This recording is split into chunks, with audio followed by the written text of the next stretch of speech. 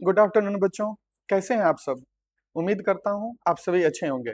मैं धनंजय कुमार, जिला शिक्षा विभाग गोपालगंज के ऑफिशियल यूट्यूब चैनल पर आपका हार्दिक स्वागत करता हूं। बच्चों, हमने human I and colourful world के पार्ट 3 में last time defects of vision पर डिस्कशन कर रहे थे। समय का अभाव होने के कारण मैंने लास्ट वाले जो डिफेक्ट्स ऑफ विजन थे उस पर बड़ी कंसाइजली, बड़ी शॉर्ट में चर्चा किया था। आज थोड़ा सा डिटेल बढ़ा करके हम न्यूमेरिकल्स की तरफ बढ़ेंगे बच्चों। तो आज पार्ट 4 में सबसे पहले हम आगे बढ़ते हैं तो एस्टिग्मेटिज्म की बात करते हैं। एस्टिग्मेटिज्म वह डिफेक्ट्स ऑफ विजन है जिसमें जो आई लेंस होता है उसका जो कर्वेचर होता है वो सब जगह समान नहीं रह जाता, कहीं धंस गया, कहीं उठ गया। मतलब लेंस का जो सरफेस होता है वो अनइवन हो जाता है, बिल्कुल स्फेयर का पार्ट न हो करके वो असमतल हो जाता है और इस वजह से यह डिफेक्ट ऑफ विजन क्रिएट होता है। तो यहाँ पर देखेंगे इससे परेशानी क्या होती है। तो यह आंखों से जुड़ी हुई एक आम समस्या है। इसके कारण पास और दूर दोनों की चीजें धुंधली या विकृत, टेढ़ी मेढ़ी दिखाई देती हैं बच्चों, है ना। अब क्या होता है, इसका कारण क्या है? तो इसमें कॉर्निया या नेत्र लेंस, ध्यान रखना है, कॉर्निया या नेत्र लेंस की जो वक्रता होती है, जो कर्वेचर होती है, वो सभी दिशाओं में समान नहीं होती।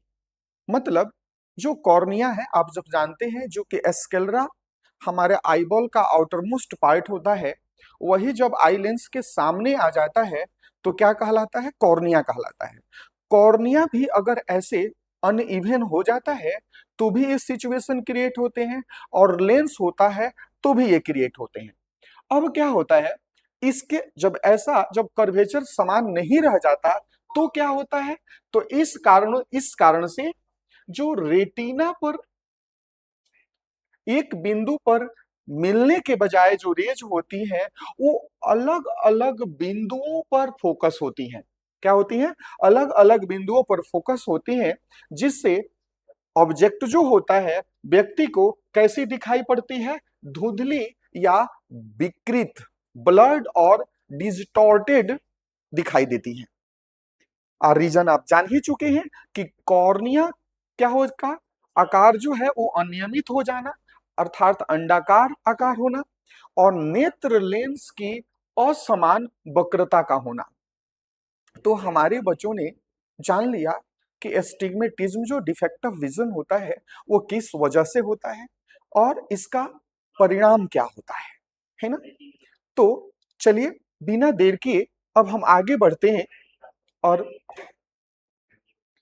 उसके बाद आता है बच्चों मोतियाबिंद की बात आती है, जिसको हम कैटेरेक्ट कहते हैं। तो कैटेरेक्ट वह डिफेक्ट ऑफ विजन है जिसमें क्या होता है कि जो हमारे आई लेंस के अंदर, नेत्र लेंस के अंदर जो लेंस होते हैं उसके अंदर जो प्रोटीन पाया जाता है, उसका जो फॉर्म होता है, उसका जो शेप हो जाता है वो गड़बड़ हो जाता है ना। गड़बड़ हो जाने से, शेप गड़बड़ हो जाना, क्लाउडी फॉर्म में बदल जाना, है ना, यह कारण होता है जिसकी वजह से जो लेंस की ट्रांसपेरेंसी होती है वो समाप्त हो जाती है। और जब लेंस की ट्रांसपेरेंसी समाप्त हो जाएगी तो आपको पता है कि देखने में परेशानी होगी। तो जब यह हम उस कंडीशन में पहुंच जाते हैं जिससे हमारा जो लेंस होता है मोर और लेस ओपेक हो जाता है, तो उस कंडीशन में फिर हम डॉक्टर्स के को विजिट करते हैं, और फिर वो सर्जरी द्वारा क्या करता है, एक आर्टिफिशियल जो नेत्र लेंस होता है वो उसको ट्रांसप्लांट कर देता है। फिर हमारा जो विजन होता है वो रिस्टोर हो जाता है। तो चलिए यहाँ देखें कि मोतियाबिंद आंख का एक विकार है जिसमें नेत्र लेंस पारदर्शी रहने के बजाय क्या हो जाता है? ओपेक, क्लाउडी हो जाता है। इससे प्रकाश रेटिना तक ठीक से नहीं पहुंच पाता है और वस्तुएं धुंधली दिखाई देती हैं या फिर नहीं दिखाई पड़ती हैं। यह डिपेंड करता है कि यह ओपेक हो गया है आकि ये क्लाउडी नेचर का बन चुका है। कहता है उपचार के लिए क्या है, तो आपको पता है कैटरेक्ट सर्जरी उपचार है, ऑपरेशन उपचार है। इसका कारण क्या होता है, तो उम्र बढ़ने के साथ नेत्र लेंस के प्रोटीन का धुंधला हो जाना। जो आई लेंस में प्रोटीन पाया जाता है वह प्रोटीन ही क्लाउडी कलर का क्लाउडी हो जाता है, जिससे लेंस की ट्रांसपेरेंसी खत्म होने लगती है। तो ये था आपको कैटेरेक्ट। अब डिफेक्ट्स ऑफ विजन की बात करें बच्चों, तो एक और बात होती है कलर ब्लाइंडनेस की। किसकी? कलर ब्लाइंडनेस की। तो उसमें क्या होता है, आप सब जानते हो कि हमारे जो रेटिना होता है, आईबॉल का जो सबसे अंदर वाली लेयर होती है उसे रेटिना कहते हैं। और उस रेटिना पर टू टाइप्स के फोटोसेंसिटिव सेल्स प्रेजेंट होते हैं, जिनको रॉड सेल्स और कोन सेल्स के नाम से जानते हैं। आप सबको यह भी ज्ञात है कि जो रॉड सेल्स होती हैं वह लाइट के ब्राइटनेस के लिए रिस्पॉन्सिबल होती हैं, जबकि जो कोन सेल्स होती हैं वो कलर ऑफ लाइट के लिए रिस्पॉन्सिबल होती हैं। अब होता क्या है कि ये जो कोन सेल्स होती हैं हमारे आंख के रेटिना पर, वो अलग अलग टाइप्स की होती हैं। तो जिस कलर के लिए रेस्पॉन्सिबल जो कोन सेल्स हैं वो हमारे रेटिना पर नहीं होंगी, उस कलर को हम पहचान नहीं पाते हैं बच्चों। तो ये आई जो कलर ब्लाइंडनेस है उसका कारण है स्पेसिफिक टाइप के कोन सेल्स का एब्सेंट होना। तो इस प्रकार से अब हम लोगों ने डिफेक्ट्स ऑफ विजन को देख लिया बच्चों। अगर मुझे लगता है कि इतनी चीजों को आप लोग ध्यान में रख पाते हो तो फिर एग्जाम में कोई दिक्कत नहीं होने वाली है। और ये आपका जो कंसेप्ट होता है आई के स्ट्रक्चर, फंक्शनिंग और डिफेक्टिव विजन के रिगार्डिंग, वो बिल्कुल क्रिस्टल क्लियर होता है बच्चों। तो चलिए अब हम आगे बढ़ते हैं। इसके बाद जैसा कि मैंने कहा कि अब हम लोग डिफेक्ट्स ऑफ विजन में ज्यादातर जो क्वेश्चंस होते हैं वो आपको मायोपिया, निकट दृष्टि दोष और दीर्घ दृष्टि दोष हाइपरमीट्रोपिया से न्यूमेरिकल्स दिए जाते हैं। बहुत सारी जो साइड बुक्स हैं उसमें देखोगे तो इसके लिए फॉर्मूला भी बना दिया गया है इसके न्यूमेरिकल्स को सॉल्व करने के लिए। मेरा अपना विचार थोड़ा डिफरेंट है।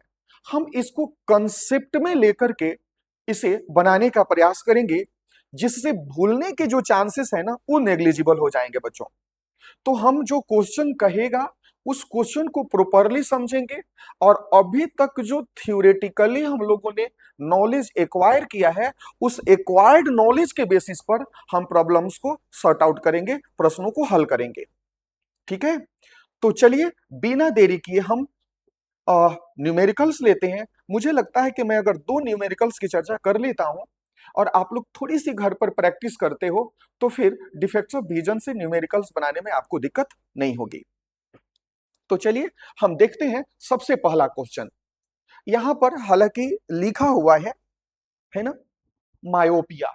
यानी जो मैं क्वेश्चन देने जा रहा हूं वो किससे संबंधित है? मायोपिया से, है ना, शॉर्ट साइटेडनेस से संबंधित है।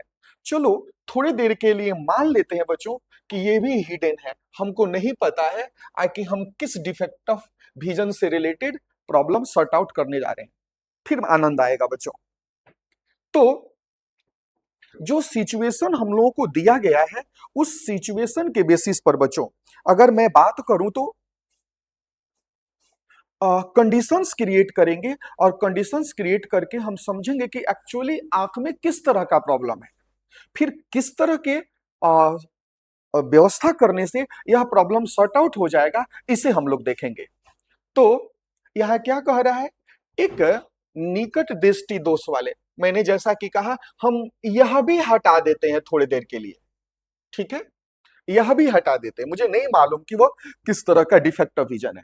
ठीक है, क्वेश्चन को थोड़ा और कॉम्प्लिकेटेड, थोड़ा और टफ, थोड़ा और कठिन बनाते हैं। तो कहता है कि एक, मान लीजिए एक दोषयुक्त नेत्र दोष युक्त एक व्यक्ति है ना, जिसकी अधिकतम जो फार पॉइंट है वो कितना है? 1.2 मीटर। बच्चों यहां पर हम आते हैं, जो कह रहा है उसको बताते हैं। फार पॉइंट का मतलब क्या हुआ कि उसके बाद वह नहीं देख सकता है।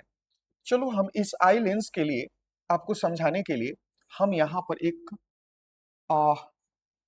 प्रिंसिपल एक्सिस बना देते हैं।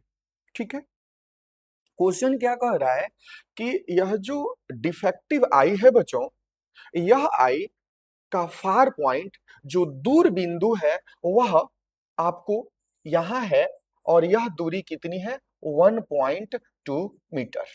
ठीक है, अब कहता है दूरी तक स्पष्ट देख सकता है, यहां तक देख सकता है, इसके बाद अगर हम जाएंगे तो यह बेचारा नहीं देख पाता है ना। इस दोष को दूर करने के लिए आवश्यक लेंस की प्रकृति और उसका क्षमता बताना है, क्या होगा, है ना। लेंस किस तरह का होगा, अवतल लेंस होगा कि उत्तल लेंस होगा, और फिर उस लेंस का पावर क्या होगा आपको यह बताना है। तो चलिए, अब हमने देख लिया, माना कि यह डिफेक्टिव आई है, यह दोषयुक्त आई है, मुझे नहीं मालूम कि कौन सा दृष्टि दोष है। हालांकि आप लोगों ने तो यहां देख लिया है, आपको पता है, बट इसको थोड़ी देर के लिए दिमाग से हटाइए। आपको नहीं पता है कि कौन सा डिफेक्टिव विजन इस आई के पास में है। हाँ, लेकिन ये जरूर कह रहा है कि इस आई के लिए जो फार पॉइंट है, जो दूर बिंदु है, वह 1.2 मीटर है। 1.2 मीटर है दूर बिंदु, मतलब उसके बाद अगर हम जाएंगे तो बेचारा यह आंख नहीं देख पाता है। अब मैं आप लोगों से प्रश्न पूछता हूं बच्चों, कि बताइए, इस अगर ये आंख ठीक रहता तो इसे कहां तक की ऑब्जेक्ट दिखाई देती। जरा दिमाग पर जोर डालिए और बताइए। मैंने पिछले क्लासेस में डिस्कस किया है कि अगर ये आंख ठीक होता, हेल्दी आई होता, तो ये कहां तक की ऑब्जेक्ट को देखता। तो बिल्कुल सही जवाब सोचा आप लोगों ने कि यह जो है इन्फिनिटी तक, कहां तक, इन्फिनिटी तक देखता। और सबसे नजदीक कहां तक देखता, 25 सेंटीमीटर तक, जिसे क्या कहते हैं, स्पष्ट दृष्टि की न्यूनतम दूरी, list distance of distinct vision. चलिए, यानी बच्चों, अगर हमें इस आंख को ठीक करना है तो ऐसी व्यवस्था करनी पड़ेगी जिससे कि यह इन्फिनिटी पर रखी गई ऑब्जेक्ट को भी देख सके। यही है ना प्रॉब्लम, क्या है ये समझ में आ गया कि इसके बाद ये देख नहीं पा रहा है, तो इसके बाद दिखाना है, ऐसा करना है व्यवस्था कि इसके बाद की चीज को भी वो देखने लगे। तो इसके बाद की चीज कहां की बात, इसके बाद मतलब कहां तक। तो कहता है कि हम जानते हैं कि एक हेल्दी आई इन्फिनिटी तक देखता है, तो हमें इन्फिनिटी पर किसी ऑब्जेक्ट को रख करके इस आंख को दिखा देना है। अगर यह आंख देख पाया तो कहेंगे कि उसका जो ये दोष था वो दूर कर दिया हमने। यही है ना बात। तो चलिए, तो कहता है कि यहां पर हमने देख लिया कि ऑब्जेक्ट को हम जो भी लेंस यहां यूज करेंगे, मुझे नहीं मालूम अभी कि मैं यहां पर कौन सा लेंस यूज करने जा रहा हूं, आई डोंट नो, है ना, आप भी नहीं जानते। लेकिन चलिए, अब ये जान गए कि ये जो लेंस लेंगे, इस लेंस से हमें यहां के ऑब्जेक्ट को देखना है। यानी हमारे बच्चों ने ये समझ लिया कि यहां पर हम ऑब्जेक्ट जो डिस्टेंस है यू, वह लेने वाले हैं कितना, इन्फिनिटी। क्या लेने वाले हैं, इन्फिनिटी। और चूंकि इस लेंस से लेफ्ट हैंड साइड में है, इसलिए क्या हो जाएगा, माइनस हो जाएगा। अब बताइए बच्चों, ये होगा क्या जब हम ये लेंस लगा लेंगे, नहीं मालूम कौन सा लेंस है, ये लेंस लगा लेंगे तो एक्चुअली ये लेंस करेगा क्या, यहां पर रखी ऑब्जेक्ट का इमेज यहां पर बना देगा, यहां पर बना देगा। तो हमारा आंख तो यहां की चीज को देख ही लेता है। क्लियर हो गया ये। इसीलिए अगर आप पावर ग्लासेस लेकर के आंख के पास ले जाओ और उसको ऊपर नीचे करके देखो, तो आपको पता चलेगा कि जो ऑब्जेक्ट है, जिस ऑब्जेक्ट को आप देख रहे हो, या तो जहां है वहां से पास आ रही है, या जहां है वहां से दूर महसूस हो रही है। जब हटाओगे, लगाओगे, तब ऐसा आपको महसूस होगा। मतलब चश्मा के थ्रू अगर हम किसी ऑब्जेक्ट को देखते हैं तो वो सच पूछिए तो वह ऑब्जेक्ट वो अपने एक्चुअल पोजीशन पर नहीं दिखता है ना, वह जहां पर है उससे नजदीक या उससे दूर दिखता है। यह डिपेंड करता है कि किस तरह का लेंस उस चश्मा में यूज किया गया है। ठीक है, तो अब क्या हुआ, अगर यह लेंस, जो भी लेंस हमने यूज किया है, अगर यह लेंस इसका फोटो यहां बना दे तो यह आंख तो देख ही लेगा, यही है ना। ये अगर लेंस इसका फोटो यहां बना दे तो देख लेगा, और अगर इसके अंदर रखेंगे ऑब्जेक्ट को तो क्या करेगा, ये 1.2 मीटर से थोड़ा और अंदर बना लेगा, तो अंदर का तो देख ही लेता है, इसमें कोई समस्या नहीं है। अगर हम यहां की चीज को दिखा पाते हैं, यहां मैं कलर चेंज कर लेता हूं, फिर समझाना थोड़ा आसान रहेगा। तो क्या हुआ कि जब यहां की चीज का हमने इमेज बना करके यहां रख लिया, यहाँ का यहाँ बना लेंगे तो ये आंख देख लेता है, क्योंकि अभी आप लोगों ने देखा है कि यह 1.2 मीटर तक देख लेता है। तो अगर अब इसके अंदर ऑब्जेक्ट रखेंगे तो क्या होगा, तो ये थोड़ा और अंदर बन जाएगा, तो अंदर देखने में तो इससे कोई परेशानी है ही नहीं। क्लियर हो गया। तो हमारे बच्चों ने क्या जाना कि यहां पर अगर हम देखें तो उस केस में यू कितना हो गया बच्चों, यू कितना हो गया, आपको इन्फिनिटी हो गया। और इमेज कहां बनाने वाला है इन्फिनिटी के ऑब्जेक्ट को, बोलिए 1.2 मीटर पर। तो यहां पर अगर मैं बात करूं तो यह जो है, यह लेंस जो यूज करने वाले हैं वो भी जो बनने वाला है वो कितना पर बनने वाला है, 1.2 मीटर पर बनने वाला है। कहाँ बनने वाला है, 1.2 मीटर पर भी। चूंकि इस लेंस के लेफ्ट हैंड साइड में है, इसीलिए यह भी क्या हो जाएगा, माइनस। तो अब बताइए बच्चों कि हमें इस प्रॉब्लम को सॉर्ट आउट करने के लिए पहले हमें क्या निकालना है, लेंस की प्रकृति बतानी है कि वो कौन सा लेंस है। चलिए हम एफ निकालते हैं, पता चल जाएगा। क्या मैं इस इमेज को हटा दूं बच्चों, हटा दूं, चलिए यहां रहने देते, मुझे नहीं मालूम कि कौन सा लेंस है। चलिए, तो अब क्या हो गया भी, तो एफ इक्वल टू व्हाट, क्या होगा, तो लेंस है तो लेंस फॉर्मूला लगाएंगे। लेंस फॉर्मूला क्या होता है बच्चों, तो 1/v minus 1/u equal to क्या होता है, 1/f। 1/v का वैल्यू कितना है, तो यहां पर है -1.2, ठीक है, मीटर में है, ध्यान रखना है। अच्छा, अब -1/u का वैल्यू कितना है, तो माइनस इन्फिनिटी है, इक्वल टू क्या हो गया, 1/f हो गया। अब ये क्या हो जाएगा बच्चों, ये ऊपर भेज दें तो 1, तो ये क्या हो जाएगा, पॉइंट हटा दें तो ऊपर हो जाएगा 10, 10/, अच्छा एक काम करते हैं, रहने देते हैं इसको ऐसे ही। तो क्या हो गया, ये ये हो जाएगा, माइनस ऊपर भेज दिए, तो ये 1/, क्या हो जाएगा, 1.2 ही रहने दिया। और जब यह जाएगा तो क्या हो जाएगा, प्लस 1/इन्फिनिटी का वैल्यू कितना होता है, 0, इक्वल टू क्या हो गया, 1/f हो गया, है ना बच्चों। अब जीरो ऐड करेंगे तो कोई असर पड़ेगा नहीं, तो आप जानते हो यहाँ f इक्वल टू क्या हो जाएगा, तो इसको उल्टा कर रहे हैं तो इसको भी उल्टा कर देंगे, तो ये हो जाएगा बच्चों -1.2, मीटर में था कि सेंटीमीटर में, यहाँ मीटर में था तो यहाँ पर मीटर में निकल गया। यानी ये जो लेंस हम यूज किए हुए हैं बच्चों, ठीक है, यह जो लेंस हम यूज किए हुए हैं इसका फोकल लेंथ किस में आ रहा है, माइनस में आ रहा है। किस में आ रहा है, माइनस में आ रहा है। और माइनस में आ रहा है, इसका मतलब बताइए ये उत्तल लेंस है कि अवतल लेंस है, माइनस में जब फोकल लेंथ आ रहा है तो डेफिनेटली आप जानते हो कि इसका फोकल लेंथ प्लस में होता है और इसका फोकल लेंथ माइनस में होता है, क्योंकि यह इस साइड में कन्वर्ज करता है, आपको पता है ना, और यह इस साइड में, है ना, यह इस साइड से डाइवर्ज करता है, आपको पता है।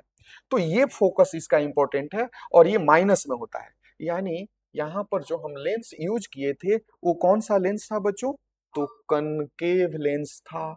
कौन सा लेंस था बच्चों, कनकेव लेंस था। कैसे पता चला, क्योंकि यहाँ फोकल लेंथ किस में आ रहा है, माइनस में, तो यह पता चल गया कि कनकेव लेंस है। और अगर हम कहीं गलत बनाए होते तो इसकी पहचान क्या होती, अब जो ऑप्टिक्स है ना बच्चों, इसकी खूबी ये है ना कि जब न्यूमेरिकल्स बनाते हो और आप कहीं बाय मिस्टेक गलती कर बैठते हो तो वो आंसर खुद आपको बता देता है कि आपने गलती कर दिया है। तो यहां पर क्या हुआ, जैसे कि हमारे सभी बच्चे जानते हैं, अगर नहीं जानते हैं तो पीछे के जो वीडियोस हैं पार्ट 1, पार्ट 2, पार्ट 3, उसे आप देखेंगे तो बातें क्लियर हो जाएंगी। तो ये क्या हुआ, निकट शॉर्ट साइटेडनेस में, अच्छा, तो निकट दृष्टि दोष में क्या होता है कि, है ना, निकट दृष्टि दोष में क्या होता है कि ये अब जो लाइट आ रही होती है ना बच्चों, क्या हो रही है, लाइट आ रही होती है, तो वो लाइट यहाँ लेंस के पास ही कट जाती है, इसीलिए इसका नाम पड़ा था क्या, निकट दृष्टि दोष, नजदीक में कट गया था। तो और अब हम इसको अगर सही देखना था तो इसको फैलाने की जरूरत थी, और फैलाने के लिए कौन सा लेंस यूज होता है, कन्वेक्स की कनकेव, कनकेव। तो इस कंसेप्ट से भी देखते तो पता चलता कि यहाँ पर कनकेव लेंस ही होगा, क्योंकि मायोपिया की बात की जा रही है। किसकी बात की जा रही है, मायोपिया की बात की जा रही है, निकट दृष्टि दोष की बात की जा रही है, यानी नजदीक में इमेज बन जाता है। और नजदीक में जब इमेज बन जाता है तो हमें कौन सी लेंस की जरूरत पड़ती है, फैलाने वाले लेंस की, अर्थात कनकेव लेंस की। और आंसर भी हमारा यहाँ पर यही इंडिकेट कर रहा है।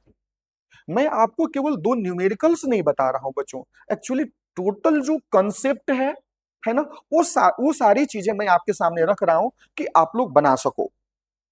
आगे बढ़े हम, तो अब लेंस की प्रकृति हमें पता चल गया कि कौन सा लेंस होगा, कनकेव लेंस होगा। अगर हम नहीं भी बनाते तो जान जाते कि निकट दृष्टि दोष है, मतलब नजदीक में इमेज बना हुआ है, बनना कहाँ चाहिए था, रेटिना पर बनना चाहिए था, तो इसको फैलाने की जरूरत है। और फैलाने वाला लेंस कौन सा होता है, कनकेव लेंस होता है। यानी अगर हम नहीं न्यूमेरिकल बनाने, मैथ नहीं आता है, फिर भी हम एक नंबर ले लेते यह कह करके कि लेंस जो यूज होगा वह कौन सा होगा, कनकेव लेंस होगा।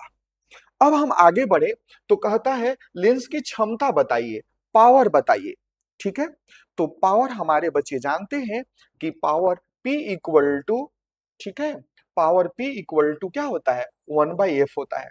क्या मैं इसे हटा दूं, आप लोग स्क्रीनशॉट लेना चाहोगे तो ले लो, मैं हटा रहा हूं इन्हें।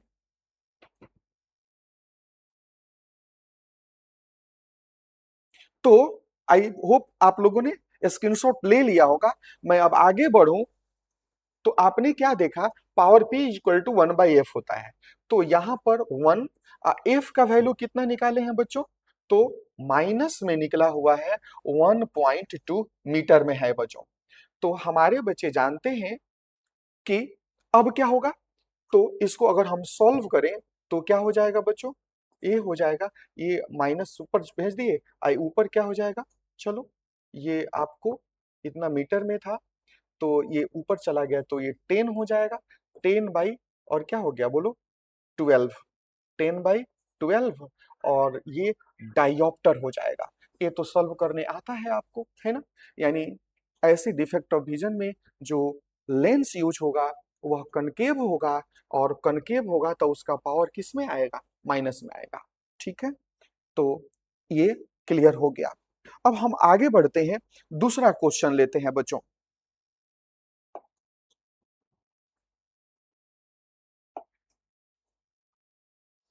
दूसरा क्वेश्चन लेते हैं। अनफॉर्चुनेटली इस क्वेश्चन में भी आपको पहले ही पता चल गया कि यहां पर हमने कौन सा डिफेक्ट ऑफ विजन की बात करने वाले हैं हम। तो आपको पता चल चुका है कि हम बात करने वाले हैं आपको हाइपरमेट्रोपिया की, किसकी, हाइपरमेट्रोपिया, दूरदृष्टि दोष की हम बात करने वाले हैं। तो बच्चों यहां पर हम देखें, हम फिर से वही बात, वही सिचुएशन, हमको नहीं मालूम है कि यह कौन सा डिफेक्ट ऑफ विजन है। ठीक है, मैं हटा रहा हूं इसे।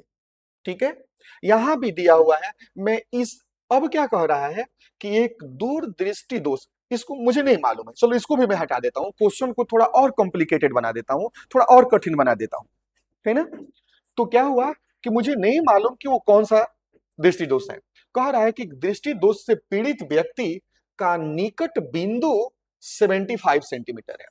जो कह रहा है पहले जब फिगर पर समझते हैं, कि मान लीजिए हमारे आई लेंस का यह प्रिंसिपल एक्सिस हो गया, क्या हो गया, प्रिंसिपल एक्सिस हो गया, और कह रहा है कि निकट बिंदु 75 सेंटीमीटर है। क्या कह रहा है, कि जो निकट बिंदु है वह, यह मान लेते हैं निकट बिंदु है, और यह कह रहा है कितना है, 75 सेंटीमीटर है। ठीक है, निकट बिंदु का मतलब क्या हुआ, कि अब अगर इससे नजदीक लेकर के आओगे तो दिखाई नहीं देगा। निकट बिंदु का क्या अर्थ है, अब इससे नजदीक लेके आओगे तो दिखाई नहीं देगा। ठीक है, अब कहता है समान, यहां पर दे दिया कि सामान्य दृष्टि में यह 25 सेंटीमीटर प्राप्त करने के लिए उसे किस प्रकृति और क्षमता के लेंस का उपयोग करना चाहिए। तो बच्चों, एक्चुअल इस आंख को प्रॉब्लम है क्या, पहले हमें ये आइडेंटिफाई करना है। तो ये आइडेंटिफाई करें तो कह रहा है कि इस डिफेक्टिव आई के लिए जो निकट पॉइंट, निकट बिंदु है ना, क्या है, निकट बिंदु है, वो 75 सेंटीमीटर है। जबकि याद करो कि 75 सेंटीमीटर निकट बिंदु एक्चुअल में कितना होता है। तो आप सबको याद है कि एवरेज हम 25 सेंटीमीटर लेते हैं। क्या बेटा, 25 सेंटीमीटर लेते हैं, और यह क्या कह रहा है कि 75 सेंटीमीटर है। यानी इसको दिखाई देना चाहिए था यहाँ 25 सेंटीमीटर तक स्पष्ट रूप से। ये कितना है बोलो, 25 सेंटीमीटर, 25 सेंटीमीटर तक स्पष्ट रूप से दिखाई देना चाहिए था, जबकि ये 75 से पहले आने पर नहीं दिखाई दे रहा है। तो ये प्रॉब्लम हो गया, इधर की चीज भी इसे दिखाई देनी चाहिए थी, इधर की चीज भी दिखाई देनी चाहिए थी, लेकिन नहीं दिख पा रहा है। यही इस आंख का दोष है। यानी अब हमें करना क्या होगा कि बच्चों, अगर हम यहाँ का चीज दिखना चाहिए था, अगर यहाँ की चीज दिखने लगता तो इस आंख का प्रॉब्लम सॉर्ट आउट हो जाता, इस आंख की प्रॉब्लम समाप्त हो जाती। तो हमें ऐसी व्यवस्था करनी है कि यहाँ की रखी ऑब्जेक्ट जो है इससे दिख जाए, क्योंकि इसके ये पहले नहीं दिख रहा है। अब पहले कहां तक हेल्दी आई दिखता है, 25 सेंटीमीटर तक। तो इसको अगर हेल्दी बनाना है तो इसमें कुछ ऐसी क्षमता लानी होगी जिससे 25 सेंटीमीटर पर रखी वस्तु को यह भी देख सके। तो हमें, जो मुझे नहीं मालूम कि किस टाइप का लेंस हम यहां पर यूज करने वाले हैं इसके करेक्शन के लिए, नहीं मालूम। हालांकि मालूम तो है, ऐसे देख करके ही आप लोग बता दोगे, है ना, लेकिन फिलहाल मान के चल रहे हैं कि हमें नहीं मालूम है। अब क्या हुआ, ये जो लेंस हम रखेंगे उसके लिए ऑब्जेक्ट कहां रख के दिखाना है, 25 सेंटीमीटर पर। तो यहां पर यू कितना हो जाएगा बच्चों, 25 सेंटीमीटर। 25 सेंटीमीटर क्यों हुआ, क्योंकि इस आंख को हमें ठीक करना है, तो 25 सेंटीमीटर पर ऑब्जेक्ट को रख करके इसे दिखाना होगा। क्लियर है। अच्छा, चूंकि ये लेंस के लेफ्ट हैंड साइड में आ रहा है, इसीलिए यहां पर क्या लग जाएगा, माइनस लग जाएगा। क्लियर हो गया। अब बताइए, अब क्या होगा, ये चश्मा लगा लेने से, जिस वजह से आंख में प्रॉब्लम आई है, चश्मा लगा लेने से आंख का प्रॉब्लम ठीक हो जाएगा क्या, ये आईबॉल छोटा बड़ा हो जाएगा क्या, ये लेंस का कर्वेचर जो है घट बढ़ जाएगा क्या, ऐसा बाहर से अंदर से कुछ नहीं होने वाला है।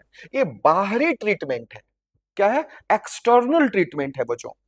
तो अब क्या हुआ, यहाँ जो चश्मा, जिस चश्मा में जो हम लेंस यूज किए हुए हैं, यहां पर जब ऑब्जेक्ट रखेंगे तो ये इसका फोटो यहां बना देगा, और जब फोटो यहां बना देगा तो ये आंख यहां का तो देख ही लेता है, यानी प्रॉब्लम सॉर्ट आउट हो जाएगा।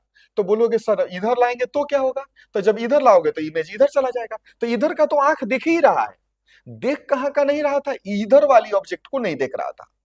ठीक है, यानी ऑब्जेक्ट हम यहां रखेंगे तो ये जो लेंस यूज करने वाले हैं वो इमेज कहां बनाएगा, ये 75 सेंटीमीटर पर। यानी इस लेंस के लिए ये जो, यह जो यहां जो पोजीशन आएगा वो कौन सा पोजीशन होगा, ऑब्जेक्ट का कि इमेज का। तो ये ऑब्जेक्ट एक्चुअल में ये है, और ये इसके लिए इमेज का पोजीशन होगा। हालांकि आंख जो देखेगा उसके लिए यही वस्तु होता है, यही ऑब्जेक्ट होता है। ठीक है बच्चों, लेकिन इस लेंस के लिए क्या है, ये इमेज है। तो v इक्वल टू कितना हो गया बच्चों, v इक्वल टू हो गया 75 सेंटीमीटर, हो गया ना, v इक्वल टू कितना हो गया, 75 सेंटीमीटर। और यह भी लेंस से लेफ्ट हैंड साइड में है, इसलिए यहां पर क्या लगा दिए, माइनस। ठीक है बच्चों, मैं इसे हटा देता हूं।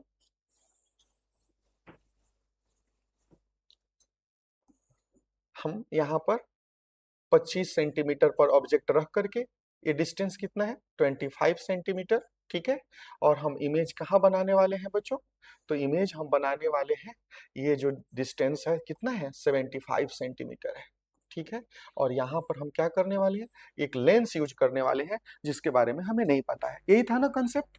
चलिए, तो अब हमें यू मालूम हो गया, भी मालूम हो गया, अब हम एफ निकाल लेते हैं, क्योंकि यहाँ पर पूछा हुआ है कि लेंस की प्रकृति बतानी है, यानी अवतल है कि उत्तल है, तो एफ से पता चल जाएगा। एफ इक्वल टू व्हाट, हम लेंस फॉर्मूला यूज करेंगे। लेंस फॉर्मूला क्या होता है, 1/v, 1/v minus 1/u equal to क्या होता है 1/f। 1/v का वैल्यू कितना है -75 सेंटीमीटर, ऊपर भेज दे माइनस, ऊपर भेज देते हैं 75, अब माइनस कितना है, यू कितना है, तो यू है 25 -25, तो ये -25 है, ऊपर भेज देंगे तो क्या हो जाएगा, प्लस हो जाएगा, +25 इक्वल टू क्या हो गया बोलो 1/f, है ना बच्चों। अब हम क्या करें, हम एलसीएम ले लें, ठीक है, एलसीएम ले लें तो क्या हो जाएगा, आपको एलसीएम ले लेंगे 75 का और 25 का, तो आपको 75 आ जाएगा, आपको पता है। अब 75 आ जाएगा तो 75 एकम 75, तो ये क्या हो जाएगा -1 रह जाएगा। अब 25 तिहाई 75, तो ये +3 हो जाएगा, क्या हो जाएगा +3 हो जाएगा, ठीक है। इक्वल टू क्या हो गया बच्चों 1/f हो गया। अब बोलो, एक निकल गया, मैं यहाँ बना लूं क्या, अच्छा, अच्छा, अच्छा, ठीक है। यहाँ पर हम देखेंगे तो मैं यही बना लेता हूं बच्चों, तो क्या हो गया, ये 2/2 कितना हो गया बोलो 75, 2/75 इक्वल टू 1/f हो गया, क्लियर है। तो f इज इक्वल टू क्या हो जाएगा बोलो, यहां से आप लोग बताओ, f इक्वल टू क्या हो जाएगा बच्चों, तो f इक्वल टू हो जाएगा बोलो, ये उल्टा करेंगे तो ये भी उल्टा हो जाएगा 75, है ना भाई, 75/, क्या हो जाएगा 2 हो जाएगा। तो ये प्लस में आ रहा है कि माइनस में, तो ये प्लस में आ रहा है ना, मैं स्पष्ट लिख देता हूं, ठीक है। ये आपको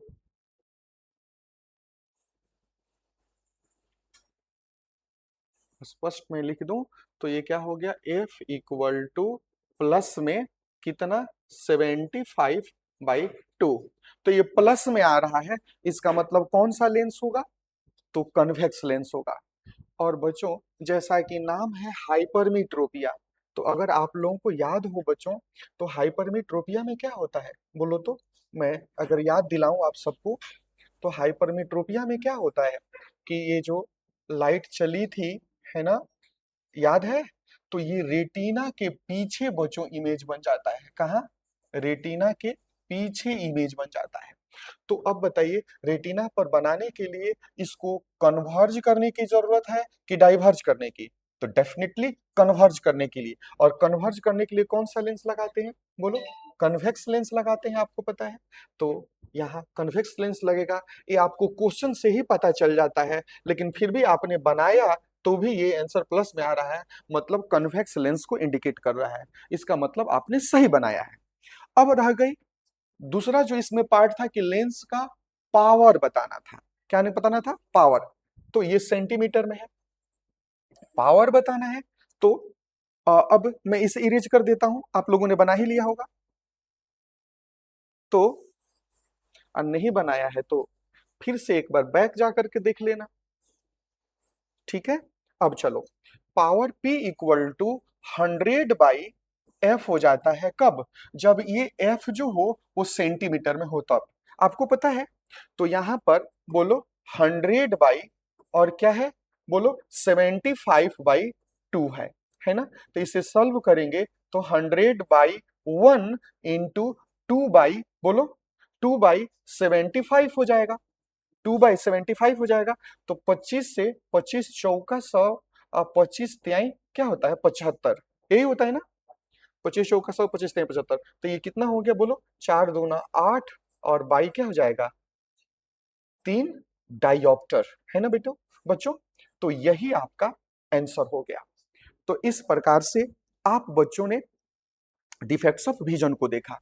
अब हम आगे बढ़े बच्चों, तो आप देखेंगे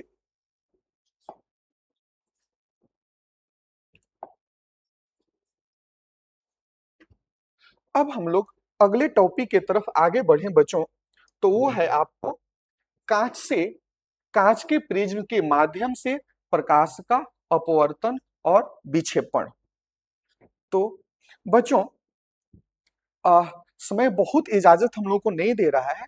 अब हम केवल आज इस एक पार्ट को देखेंगे और फिर अगले एपिसोड में, अगले पार्ट में इस पर चर्चा करेंगे बच्चों। तो सबसे पहला सेगमेंट में हम लोग देखेंगे कि जो प्रिज्म होता है उससे लाइट का अपवर्तन किस प्रकार होता है। फिर उसके बाद से हम लोग आगे बढ़ जाएंगे, है ना, अगले एपिसोड में। तो बच्चों प्रिज्म की चर्चा करने से पहले प्रिज्म की चर्चा करने से पहले मैं आप लोगों को एक बात पहले की याद दिलाना चाहूंगा, जिसमें आप लोग जानते हो कि जब प्रकाश एक प्रकाशीय विरल माध्यम से प्रकाशीय सघन माध्यम में जाता है तो अभिलंब के तरफ मुड़ जाता है, यानी रेयरर से डेंसर में आएगा तो टुवार्ड्स द नॉर्मल, और डेंसर से रेयरर में जाएगा तो अवे फ्रॉम द नॉर्मल क्या हो जाता है, बेंड हो जाता है। अब हम आगे बढ़े बच्चों, तो यहां पर देखेंगे कि यहां पर हम देखेंगे कि ये हमारा एक ग्लास प्रिज्म हो गया। क्या हो गया, ग्लास प्रिज्म हो गया। और इस ग्लास प्रिज्म में कितनी सरफेसेस होती हैं, देखा है आप लोगों ने? तो ये देख करके मत बोलना कि 3 सरफेसेस होती हैं, है ना बच्चों?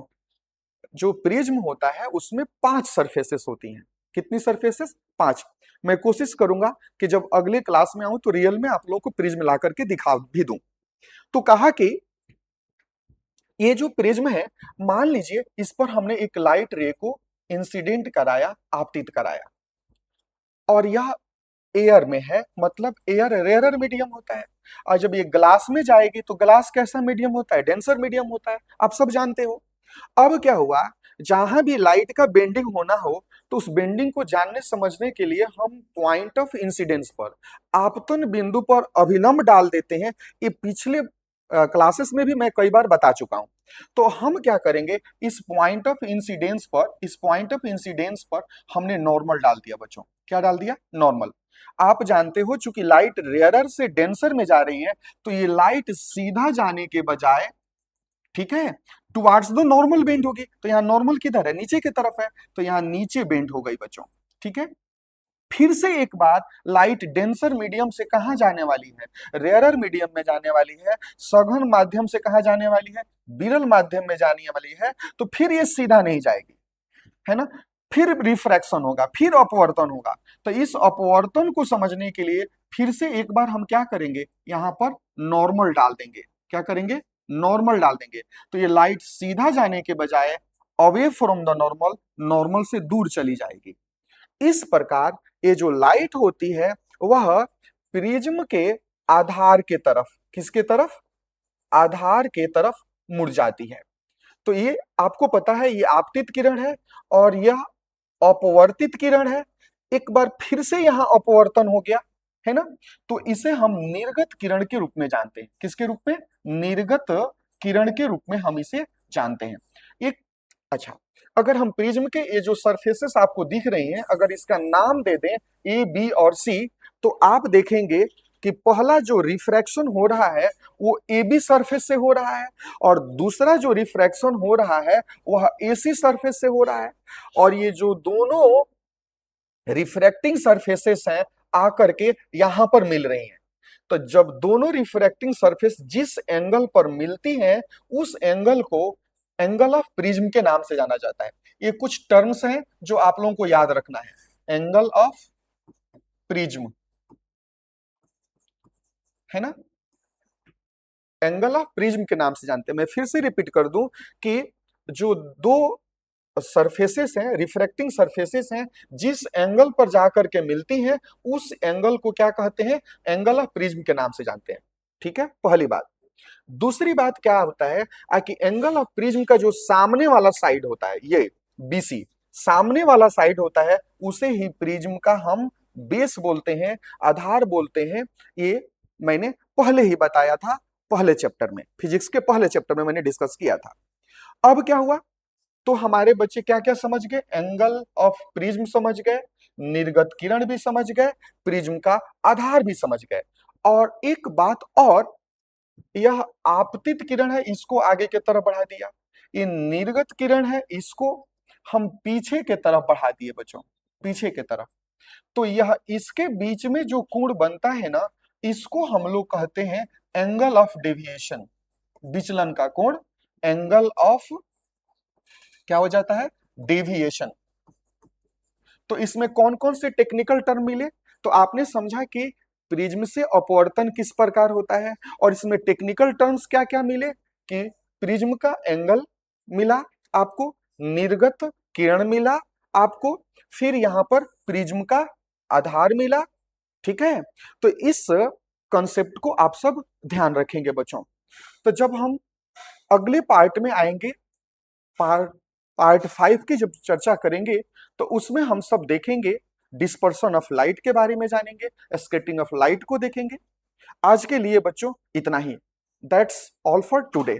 थैंक यू बच्चों।